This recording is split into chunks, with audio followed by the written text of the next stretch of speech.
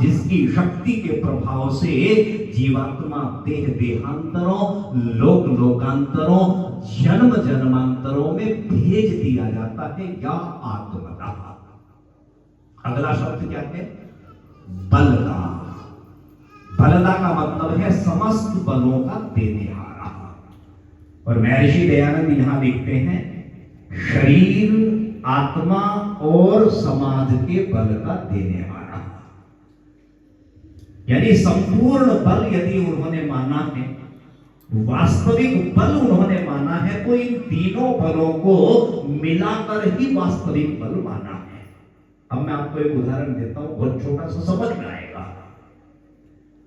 यदि शारीरिक बल किसी के अंदर हो जाए, शरीर में तो ताकत आ जाए, शरीर में तो बल आ जाए, और आत्मिक बल बिल्कुल भी ना हो, तो आत्मिक बल के अभाव में शारीरिक बल के होने पर भी कोई भी ऐसे व्यक्ति को भयभीत कर देगा, डराता फिरेगा। ध्यान देना।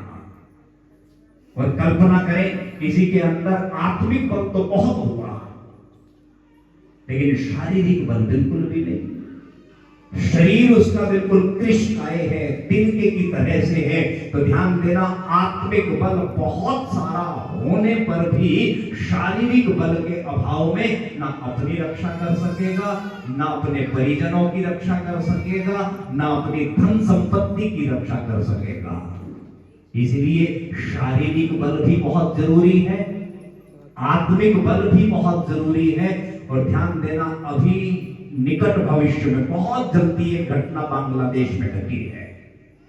वहां की प्रधानमंत्री या राष्ट्रपति, क्या बोलते हैं, प्रधानमंत्री बोलते हैं ना बांग्लादेश में, क्या नाम?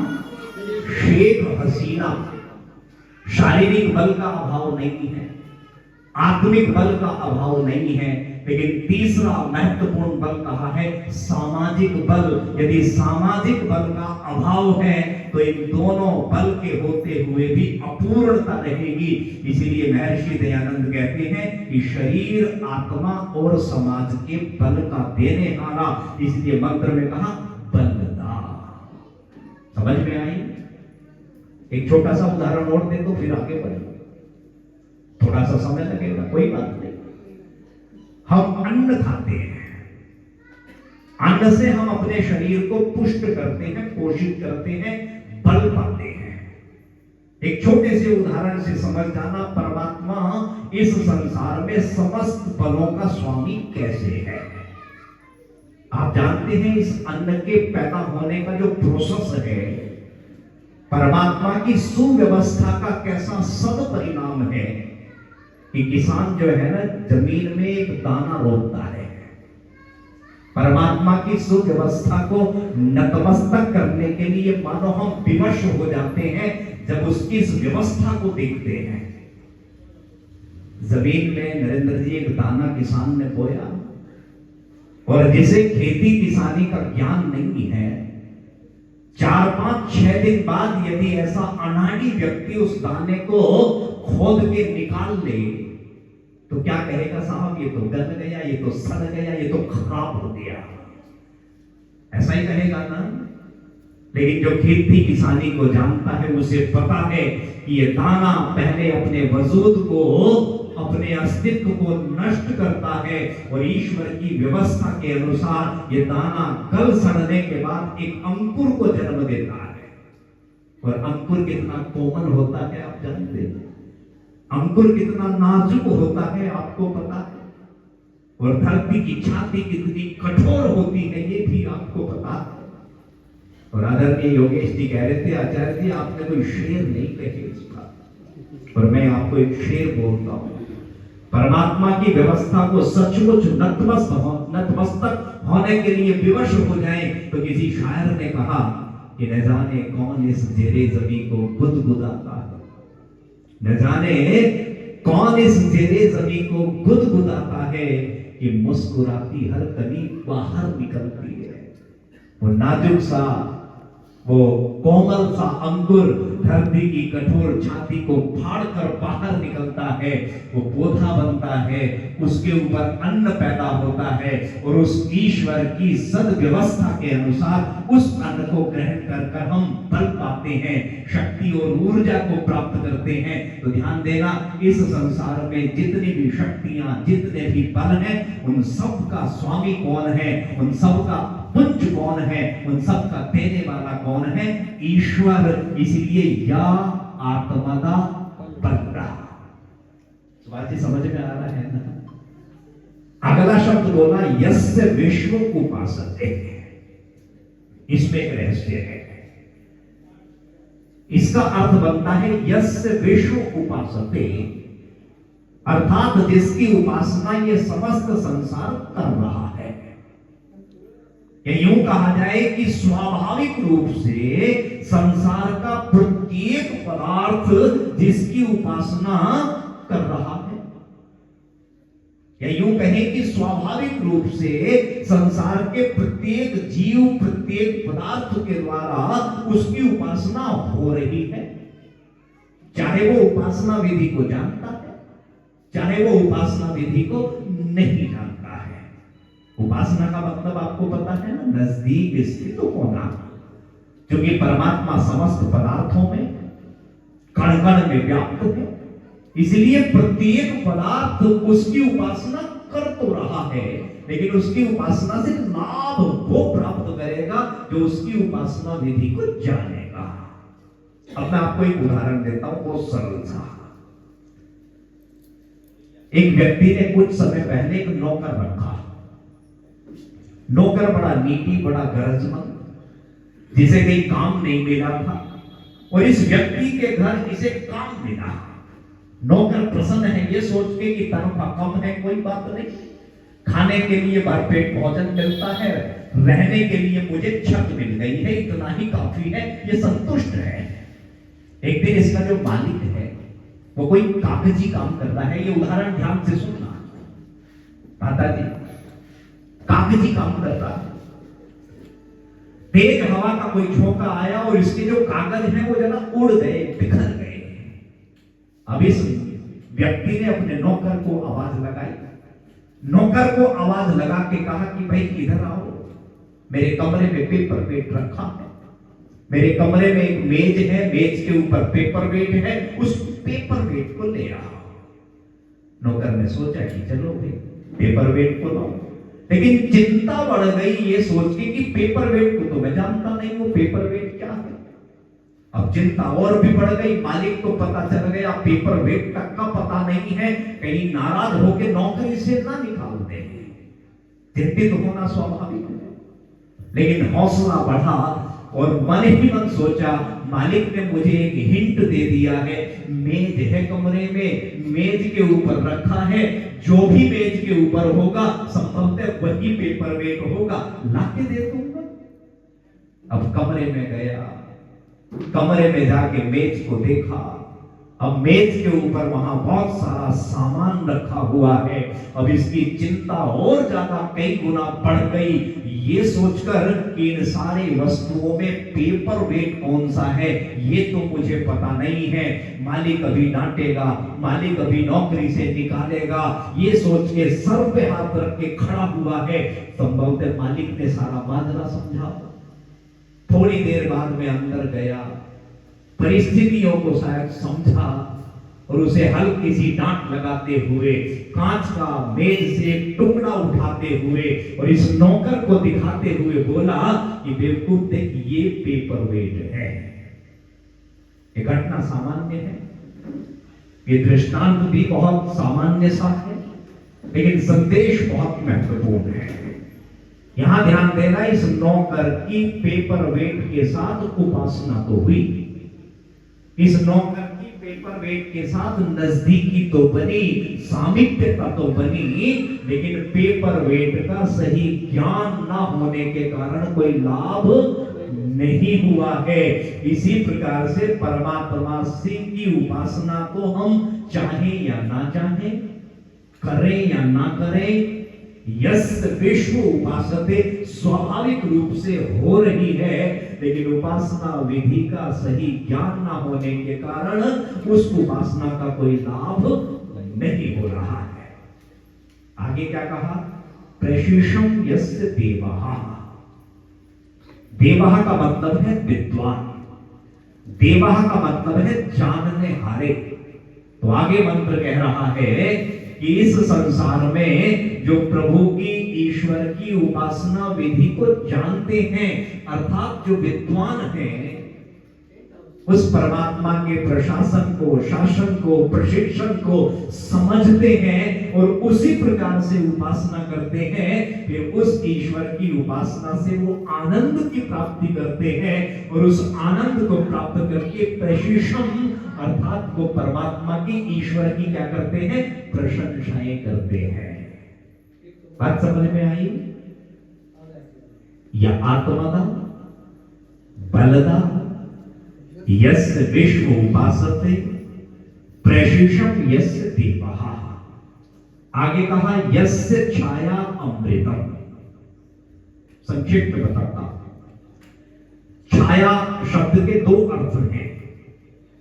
छाया कहते हैं शरण को, और छाया का एक अर्थ क्या है? आश्रय। ध्यान देना, दो शब्द में दो अर्थ मैंने बताए, एक है शरण और दूसरा है आश्रय। तो यहां कहा यस्य छाया अमृतम, अर्थात इस संसार में जो परमात्मा की शरणागति हो जाता है, जो परमात्मा के आश्रय में चला जाता है, जो परमात्मा की शरण को ग्रहण कर लेता है, अमृतम अर्थात वो आनंद की प्राप्ति करता है, वो दुख द्वंद्वों से बच जाता है। अब ध्यान देना, यहां लंबी बात नहीं करूंगा। शरण या आश्रय तो हम अपनी मां का भी देते हैं, ध्यान देना। एक बच्चा अपने आप को सबसे सुरक्षित मां की गोद में समझता है और किसी से नहीं डरता। उस समय बच्चे को लगता है कि इस संसार का सबसे श्रेष्ठ आश्रय, अच्छी शरण यदि कोई है तो क्या है? मां की गोद है। एक बच्चा अपने पिता की उंगली पकड़कर जब मेले में चलता है तो इसका पिता इसको कंधे पर बैठा के मेला घुमाता है। सामर्थ्य कम होते हुए भी अब एक पिता अपने बच्चे को उसका मनपसंद व्यंजन, मनपसंद खाद्य पदार्थ खिलाता है, बच्चे के पसंद के खिलौने खरीदवाता है। तो इस बच्चे को उस समय लगता है कि पिता से बढ़कर आश्रय इस संसार में दूसरा कोई नहीं होता है। लेकिन ध्यान देना, इस संसार में या इस समय जितने लोग हम यहां बैठे होंगे और हम में से लगभग सभी ने कभी मां की गोद के आश्रय को सर्वोपरि माना होगा, पिता की गोद, पिता के आश्रय को सर्वोपरि माना होगा। तो ध्यान देना विनोद जी, यहां हम में से कई लोग ऐसे होंगे आज जिनकी मां भी नहीं है, और बोल दो जिनका आज पिता भी नहीं है। अर्थात इस संसार का कोई आश्रय ऐसा नहीं, इस संसार की कोई ऐसी शरण नहीं है जो एक दिन छिन ना जाए। इस संसार के सारे आश्रय एक दिन छिन जाते हैं, लेकिन एक आश्रय, एक शरण ऐसी है, एक छाया ऐसी है जो उसे ग्रहण कर लेता है, मानो उसके जीवन में आनंद ही आनंद की प्राप्ति हो जाती है, और वो ईश्वर का आश्रय है। मैं एक शब्द बोलूं, एक शब्द है, आपने सुना होगा, दग्ध। दग्ध सुना है ना? आप में से कई लोग शायद नहीं जानते होंगे। जैसे भड़बूजा है ना, भड़बूजा, भड़बूजा मतलब भाड़ झोंकने वाला। ये चने को अपने भाड़ में डाल के बूझ देता है, भून देता है। अब ये चना दग्ध रूप हो गया। अब इस चने में अन्य चना अंकुरित करने की शक्ति नहीं बची है। इसलिए ध्यान से सुनना, यस्य छाया अमृतम का मतलब बनेगा कि जो जीवात्मा उस परमात्मा की शरणागति हो जाए वो दग्ध रूप हो गया। भविष्य में अब उसमें दुर्वासनाएं और दुर्भावना अंकुरित होने की संभावना बिल्कुल खत्म हो जाती है। ये क्या है? यस्य छाया अमृतम। एक पक्षी, आप जानते हैं ना, एक अंडा देता है, और यदि ये पक्षी इस अंडे को अपने छाती की गर्मी ना दे तो इस अंडे में एक नया पक्षी विकसित होने का सामर्थ्य तो है, लेकिन यदि इसे पक्षी की छाती की गर्मी नहीं मिलेगी तो कभी भी नए पक्षी के रूप में विकसित होने वाला नहीं है। इसी प्रकार से प्रत्येक जीवात्मा जो परमात्मा के आश्रय को नहीं पाएगा उसका आशाजनक कभी भी विकास होने वाला नहीं है। इसलिए वेद ने कहा यस्य छाया अमृतम। मैं आपको एक छोटा सा दृष्टांत देता हूं, बात समझता हूं और एक संदेश भी चला जाएगा। मैंने कहीं पढ़ा और बड़े आनंद से मैं बताता हूं यस्य छाया अमृतम क्या है। एक बार एक राजा है, बच्चों कहानी सुनोगे छोटी सी है, बस आखिरी बात है। एक राजा है, राजा बहुत अच्छा है, बड़े अच्छे से अपने राज्य व्यवस्था को चलाता है। राजा कोई कमी नहीं है, राजा को प्रजा भी प्रेम करती है, उसकी राज्य व्यवस्था बढ़िया से चलती है।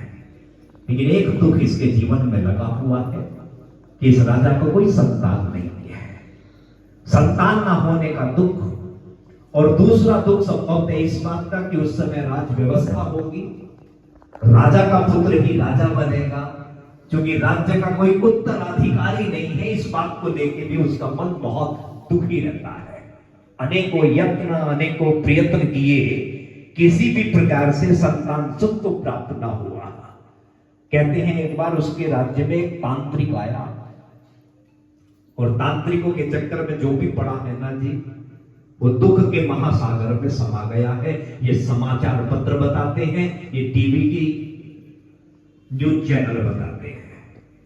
तो इस तांत्रिक ने राजा के पास जाके राजा को बहकाया और राजा को समझाया कि महाराज सचमुच यदि पुत्र रत्न प्राप्ति चाहते हो तो मैं आपको उपाय बताऊंगा, उस उपाय को करोगे तो कोई कारण नहीं है कि आपको मनचाहा पुत्र ना मिले। राजा के मन में उत्सुकता जगा, राजा के मन में आशा उम्मीद की एक किरण जगी, और राजा ने कहा कि जरूर बताओ भाई, मैं तो बहुत दुखी हूं। तो पता है तांत्रिक ने क्या कहा? तांत्रिक ने कहा कि महाराज आप अपने राज्य के किसी बच्चे की बलि दे दो, और यदि आप अपने किसी राज्य के बच्चे की बलि दोगे तो मैं अपनी तंत्र विद्या से अपनी पूजा पाठ इत्यादि को करूंगा, और उसके बाद आपके घर में पुत्र रत्न की आपको प्राप्ति होगी। राजा तैयार नहीं हुआ। तांत्रिक ने फिर बताया, और कहते हैं दृष्टांत है, अंततः राजा तैयार हो गया। अब राजा ने मुनादी बोलते हैं हमारे यहां, मुनादी ढिढोरा भी बोलते हैं, ढिढोरा पिटवाया राज्य भर में। अंग्रेजी में कहें तो अनाउंस कराया पूरे राज्य में कि मेरे राज्य का कोई व्यक्ति, कोई दंपति यदि अपने बच्चे को बलिदान करने के लिए मुझे देगा, क्योंकि मैं पुत्र प्राप्ति चाहता हूं, मेरी कामना पूर्ति चाहता हूं, तो उसके बदले में उसे बहुत सारा धन दूंगा। यह अनाउंस हुआ। अच्छा एक बात बताओ, कोई मां ऐसी होगी जो अपने बेटे को बलि चढ़ाने के लिए देते? क्यों जी बहन जी, नहीं होगी ना। लेकिन उसी राज्य में एक ऐसा बच्चा है जिसकी मां नहीं है, उसी राज्य में एक ऐसा बच्चा है जिसका पिता तो है लेकिन वो व्यसनी है। वो अपनी क्षुद्र कामनाओं की तृप्ति के लिए मन ही मन योजना बनाता है, और अपने उस बेटे को लेकर सीधा उंगली पकड़ के राजा के दरबार में उपस्थित होता है, और राजा के हाथ में अपने बेटे का हाथ सौंपते हुए कहता है कि महाराज आपकी इच्छा पूर्ण हो, इसके लिए ये त्याग मैं करने के लिए तैयार हूं, लेकिन जो आपने धन देने की घोषणा की है वो धन मुझे दे दीजिए। कहते हैं राजा ने जितने धन की घोषणा की थी उससे भी कई गुना बढ़ा के उस व्यक्ति को दे दिया। वो तो धन लेके चला गया। तांत्रिक ने कहा महाराज इस दिन इस समय इस बच्चे को नहला धुला नए वस्त्र पहना के आप यहाँ इस स्थान पे लेके आ जाना, तब तक मैं अपनी तंत्र विद्या अपनी पूजा पाठ को करूंगा, और फिर इसकी बलि चढ़ेगी, फिर आपकी मनोकामना पूर्ण होगी। अरे निश्चित समय पर ये राजा इस बच्चे को नहला धोला, वस्त्र पहना, इसके गले में फूलों की माला डाल इसे लेके चला। तो ध्यान देना, बच्चा है, बच्चा मन है। एक रेत का मैदान आया और इस बच्चे के मन में न जाने क्या विचार जगा। इस बच्चे ने रेत को थोड़ा सा हटाया और हटा के उस रेत के अंदर पैर डाल दिया और उसे ऊपर से थपथपाने लगा और धीरे से सहेज के इसने उस पैर को निकाला। इसे क्या बोलते हैं हम? रेत का घर। अच्छा, किसी ने ऐसा बचपन में किया? आप में से सच बताना। सभी ने किया होगा नरेंद्र जी कभी? जो ग्रामीण पृष्ठभूमि के हैं उन्होंने जरूर किया होगा। अब इस बच्चे ने इस घर को थोड़ी देर के लिए निहारा। निहारने के बाद न जाने इसके मन में क्या विचार आया, पैर मार के इस रेत के घर को गिरा दिया। आगे बढ़ा, दूसरा घर बनाया। दूसरे घर को भी थोड़ी देर के लिए आशा उम्मीद से इसने देखा और न जाने क्या मन में आया, उसे भी पैर मार के गिरा दिया। तीसरा घर बनाया। तीसरे घर का भी यही हश्र हुआ। फिर चौथा घर बनाया और इस चौथे घर को मानो ये निहार रहा है, आशा उम्मीद की दृष्टि से निरंतर इस घर को देख रहा है और राजा इस सारी घटना को देख रहा। तो राजा के मन में एक जिज्ञासा बनी, राजा के मन में एक विचार कौंधा और इस जिज्ञासा को राजा ने उस बच्चे से पूछ लिया और कहा कि बेटे, मेरे मन में कोई बात आती है, मेरे मन में कोई जिज्ञासा जगती है और मैं चाहता हूं उस जिज्ञासा को तू शांत कर दे। बेटे ने कहा कि बताओ महाराज क्या बात है। तो राजा कहता है कि बेटे, तूने 4 घर बनाए और इन 4 बने हुए घरों में से 3 घरों को कुछ देर के लिए आशा उम्मीद से देखा, मैंने तुझे देखा और इन तीनों घरों को तूने गिरा दिया, लेकिन चौथे घर को तू गिराने के लिए तैयार नहीं है। इसका रहस्य क्या है? तो ये बच्चा पता क्या बोलता है? बच्चा कहता है, महाराज क्या करोगे जानकर, आपकी इच्छा पूर्ण होने जा रही है, मेरे जीवन की अंतिम घड़ी आ रही है। राजा ने कहा, नहीं बेटा, ये बात तो तुझे बतानी पड़ेगी, तो ध्यान से सुनना। ये बच्चा कहता है कि महाराज, मैंने सुना है कि इस संसार में बच्चे की सबसे बड़ी रक्षक यदि दुनिया में है तो कौन है? मां है।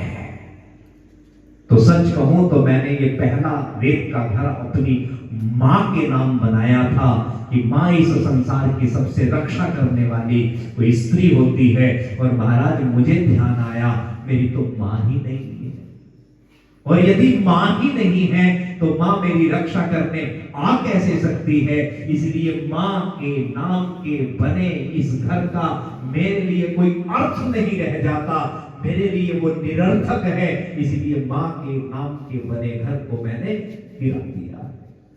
राजा ने कहा, बात तो तेरी सही है, समझ में भी आती है। दूसरा घर क्यों बनाया, दूसरा घर क्यों बना के गिराया? तो ध्यान से सुनना। ये बच्चा कहता है, महाराज, मैंने सुना है कि इस संसार में जिसकी मां नहीं होती उस बच्चे की अतिरिक्त रक्षा करने की जिम्मेदारी उसके पिता के कंधों पर आ जाती है। और ये दूसरा घर मैंने पिता के नाम का बनाया था, लेकिन मेरा पिता ही तो मेरा हंता बन रहा है, मेरा पिता ही तो मेरी मृत्यु का कारण बन रहा है, मेरा पिता तो अपने व्यसन को पूर्ण करने के लिए धन ले चुका है और शराब के नशे में कहीं घूम झूम रहा होगा। तो महाराज, बाप के नाम के, पिता के नाम के घर को तो मैंने बनाया, लेकिन पिता कैसे बचाएगा? इसलिए पिता के नाम के घर का भी कोई औचित्य नहीं रहा, इसलिए मैंने पिता के नाम के बनाए घर को भी क्या कर दिया? गिरा दिया। अच्छा बेटा, तीसरा घर क्यों बनाया? तब मानो इसने दृष्टि गड़ा दी हो राजा की आंखों में, और राजा भी कुछ समय के लिए विचलित हो गया इस बच्चे को अपनी तरफ देखते हुए। तब इस बच्चे ने राजा की आंखों में आंखें डालते हुए कहा कि महाराज, इतना तो मुझे पता लगा है कि जिस बच्चे की मां नहीं होती, जिस बच्चे का पिता भी अपने दायित्व को पूर्ण करने में समर्थ नहीं होता, वो बच्चा अनाथ हो जाता है और जैसे राजा के लिए समस्त प्रजा संतान होती है, उस ऐसे बच्चे की रक्षा का सारा दायित्व राजा के ऊपर आ जाता है। महाराज, ये तीसरा घर तो सच कहो तो मैंने आपके नाम का बनाया था, लेकिन आपकी इच्छा पूर्ति के लिए ही तो मैं मारा जा रहा हूं, तो आपसे अपने प्राणों की रक्षा की उम्मीद मैं कैसे कर सकता हूं महाराज। इसलिए आपके नाम के बनाए इस घर का भी मेरे लिए कोई प्रयोजन नहीं रह जाता, उसे भी मैंने गिरा दिया। अब ये राजा कहता है, चौथा घर किसके नाम का बनाया बेटा, और क्यों ना गिराया? तब ये राजा, ये बच्चा भावुक होके कहता है कि महाराज, मैंने सुना है इस संसार में कोई शक्ति है जो सबकी रक्षा करती है, और मैंने इतना भी सुना है कि जो उसकी आश्रय में, उसके शरण में चला जाता है, वो उसे कभी मायूस नहीं करता, उसकी हमेशा रक्षण करता है। तो महाराज, ये चौथा घर मैंने ईश्वर के नाम का बनाया था, और सुनो, गिराया इसलिए नहीं है कि मुझे अभी भी आशा है, मुझे अभी भी उम्मीद है कि वो परमात्मा सच्चे मन से जिसकी शरण में मैं चला गया हूं और जिससे आशा उम्मीद लगा के टकटकी बांध के देख रहा हूं, वो परमात्मा अभी भी मेरी रक्षा करेगा, ऐसा मेरा दृढ़ विश्वास है। परमात्मा पता क्या करता है? परमात्मा केवल प्रेरणा करता है तो ये दृष्टांत ही है, तो ये कहानी मंत्रहरण, लेकिन कहते हैं तुरंत परमात्मा की प्रेरणा हुई इस राजा को। इस राजा ने उस बच्चे का हाथ थामा, सीधा राज दरबार में कहा, और सबके साथ, सबके सामने घोषणा कर दी कि आज के बाद में ये ही मेरा पुत्र है और ये ही मेरे राज्य का अधिकारी है। इस बात को क्या कहा? यस्य छाया अमृतम। तो जो समर्पण भाव से उस परमात्मा के आश्रय में अपने आप को ले जाता है, वो आनंद की, अमृत की प्राप्ति करता है। और यस्य मृत्यु हो, बिल्कुल उल्टा, जो परमात्मा को भूलकर, ईश्वर को विसार कर केवल इस संसार और संसार के पदार्थों में ही रमा रहता है, मृत्यु अर्थात उसका ऐसा व्यवहार ही उसके दुख का, उसकी मृत्यु का कारण बनता है। कस्मै देवाय हविषा विधेमहे, उस सुख स्वरूप देव के लिए, परमात्मा के लिए हविषा विधे में, अर्थात जो हुत द्रव्य हैं, जो भी पदार्थ हैं, हम समर्पित होके अपने जीवन में बर्ताव करें। तो ये मंत्र की व्याख्या हालांकि मैंने थोड़ा सा संक्षेप में